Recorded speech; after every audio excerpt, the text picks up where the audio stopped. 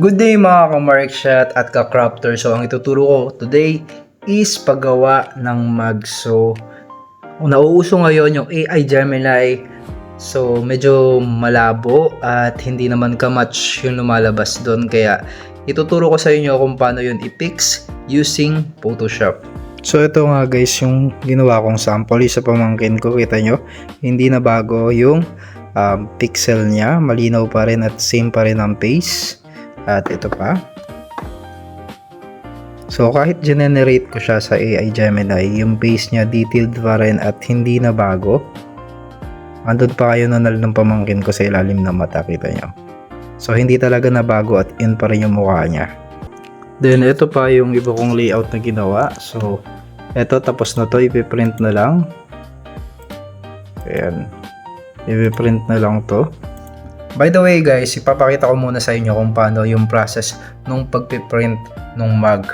So, ipiprint muna natin yung natapos kong layout. So, ito guys yung sublimation paper na gagamitin natin. Wow! So, ilagay lang natin sa printer. Malamang, kailangan isubo mo yan, di ba? So, pagka nagalagay na natin, so, i-click natin yung print. Syempre dapat naka-mirror yan guys, kasi pagka hindi yan naka-mirror, nakabaliktad yan. So naka-mirror yan, hindi siya naka-high speed, kasi pagka naka-high speed medyo hindi maganda yung print guys. So ang settings natin is Epson Matte and high, then okay lang natin print. So kung makikita nyo guys, ayan, naka-mirror kasi siya, kaya hindi nyo siya mabasa. Pero pagka once na dinikit nyo siya sa mug, doon nyo siya mababasa. Nabulol pa nga. So syempre pagka nakita na nating maayos yung settings, so print na natin. Ang gamit natin guys na printer is Epson L121. So nakakapag-print din dito ng borderless, basta ang gamit mo is yung L110 na app. So yun yung gamit ko. App pa tawag dun. Uy! Kung nakikita mo, lumalabas na. Uy! Ano yung lumalabas? Siyempre yung sublimation paper. Huwag kang dyan. Kung makikita nyo guys, medyo malabo pa siya. Kasi nga sublimation paper siya, hindi katulad ng photo paper. So pagka nalagay siya sa sublimation mug, dun lang siya lilinaw. So ilalagay na natin dito sa cutting machine. Cutting machine. Basta pang-cut to. I-cut lang natin yung mga white. So ito na nga guys. Pagtapos i-print, ididikit na natin dito sa sublimation mug yung sublimation paper. So ito yung nalagay ko na. Nalagyan ko ng sublimation tape. Siyempre pagka ordinary tape lang kasi yung ginamit natin, masusunog siya. So ayan na nga. So ilalagay lang natin dun sa sublimation mismo machine. Then habang nandun siya guys, lagyan na natin to ng tape. Ang sabi nga is kailangan mas maluwag yung pagkakalagay natin ng tape. Kasi once na hinigpitan natin yung pagkakalagay ng sublimation tape, is possible na mag-angat-angat yung sublimation paper. So akala ko rin nung una dati is kailangan i-stretch ng mabuti yung sublimation paper.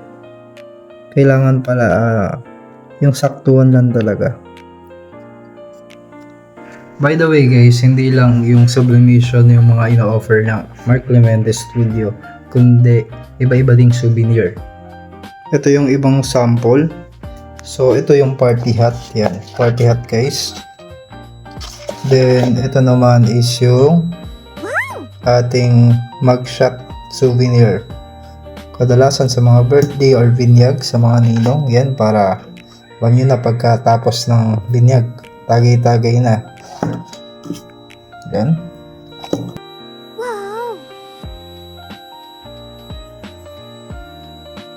So pagka tumunog na ganyan guys, pwede na siyang kuhain. So mag-ingat lang kayo, hindi ko kasi makita yung siguro. So mainit pa yan. So make sure na meron kayong gloves na bago nyo tanggalin or palamigin nyo muna siya. So baba lang muna natin, tapos isalang lang uli natin isa. Hindi pala, medyo mainit pala talaga. Yan.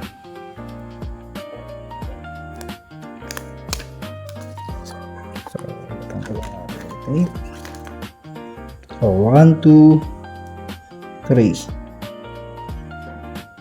So ito na yung finished product natin, guys. So tapos na din, guys, yung isa. Kuhain na natin. So medyo sanay naman ako masaktan. Uy, masaktan. So tanggalin lang natin yung tape. Then yan, nakita nyo, lumipat na yung ink dito sa sublimation mug.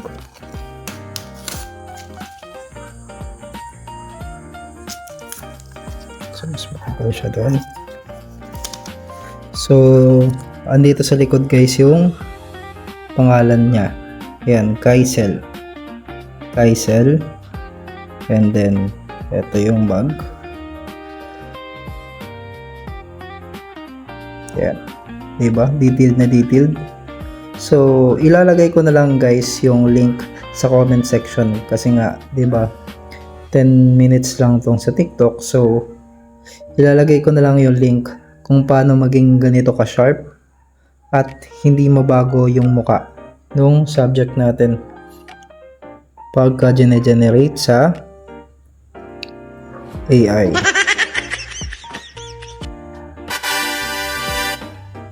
So ika-crop lang natin, guys. Tapos Control B, paste natin dito. Then iayos lang natin, guys, ng mabuti dito sa kanyang mukha.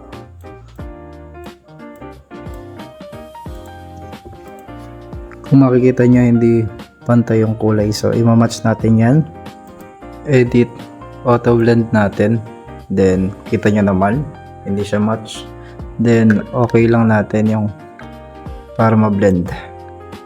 Then yun na, okay na. Mataas na yung pixel at hindi nagbago yung mukha. So sa second video tutorial ko, ipapakita yung full editing nito para masunod nyo.